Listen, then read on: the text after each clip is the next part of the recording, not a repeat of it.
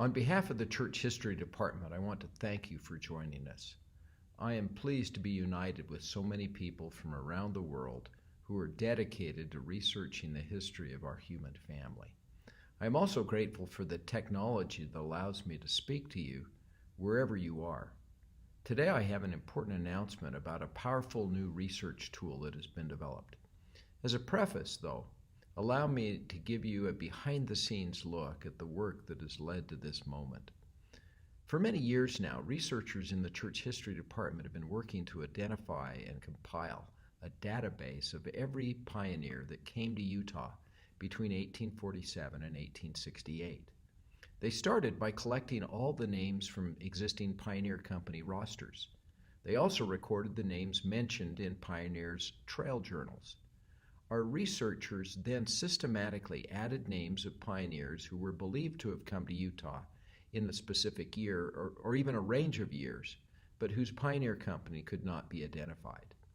Thanks to all this work, the Church History Library launched the Mormon Pioneer Overland Travels Database in 1998, which enabled researchers to access information on tens of thousands of pioneers. In 2018, this database was renamed simply the Pioneer Database.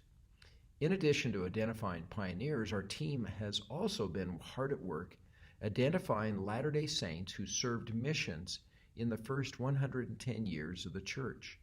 Drawing from many digitized sources, including the registers of missionaries set apart in Salt Lake City over several decades, we have managed to identify over 44,000 missionaries who served from 1830 to 1940.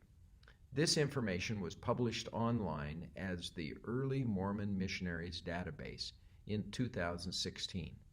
This database was renamed the Missionary Database in 2018.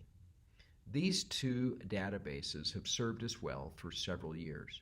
Now, I am excited to announce that the Pioneer Database and the Missionary Database have merged into a single combined research tool called the Church History Biographical Database. In developing this new database, we maintained the information, functionality, and ease of use from the Pioneer and Missionary databases and added new features.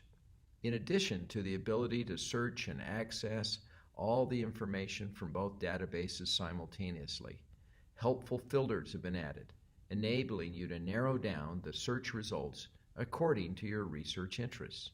To show you the capabilities of the biographical database, I'd like to introduce one of my ancestors. This is Thomas Moulton, my third great-grandfather.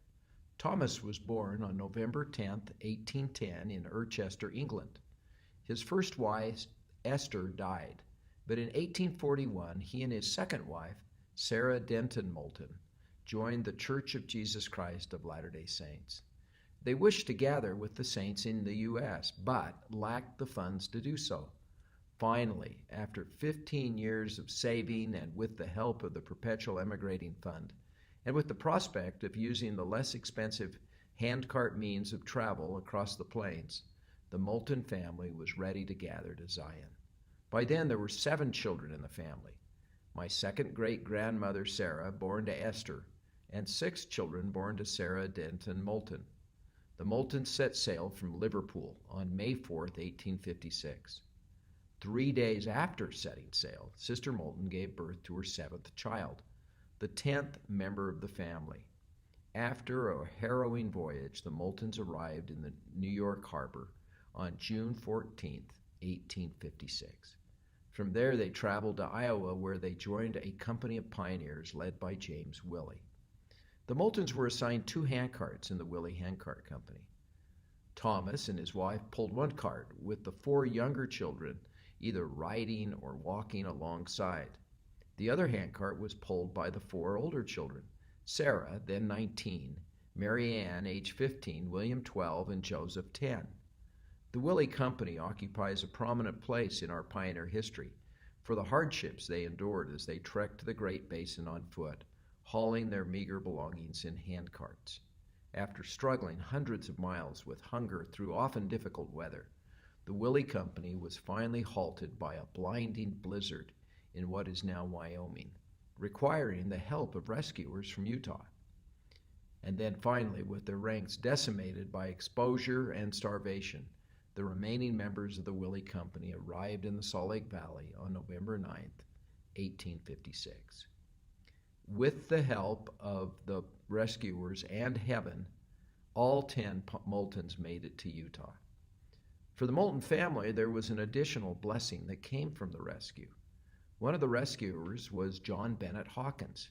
He was in the old tabernacle in Salt Lake City when Brigham Young called for men to go to the rescue of the struggling handcart companies. He responded and left the next day with 26 other men. Sometime shortly after meeting each other, love blossomed between John and 19-year-old Sarah, and they were married less than a month after they arrived in Salt Lake City.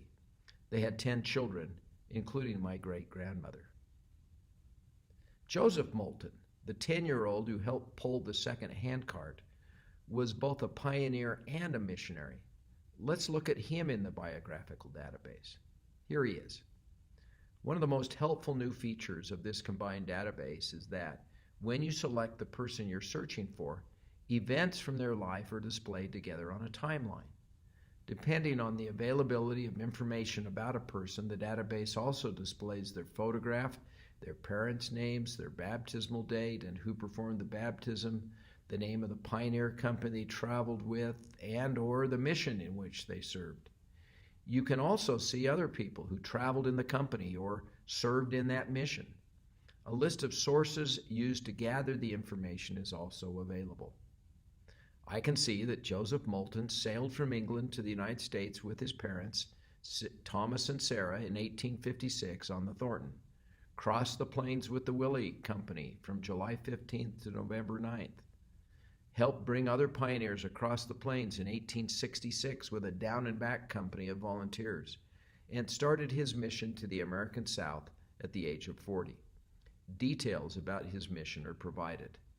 Underneath the timeline, there are nearly 24 sources with links showing from where this information was drawn. As you can see, the biographical database is a powerful research tool. However, we're not finished with it. For years to come, we will continue adding information to the database. For example, we are currently working to add data about the participants in the Mormon Battalion. We will also add information on early Latter-day Saints who lived in Nauvoo. When those have been added, we will select additional data sets to add, including information about early church members from around the world.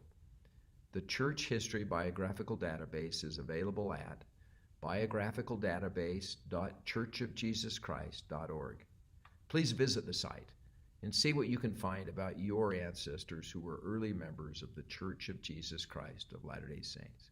Now, if you are interested in learning more about the biographical database, I invite you to join us for sessions, both in English and in Spanish, that provide insights into how it can expand your research. Additionally, if you want to learn about the data on missionaries and pioneers that makes the biographical database possible, we will be presenting 2 deep dive sessions on that. Again, thank you for joining us here at Roots Tech. I know that this new tool can bless our lives, and by extension, our ancestors, as our hearts are turned to them. I pray that the Lord will help us as we try to find and research those family members who have gone before us. Thank you.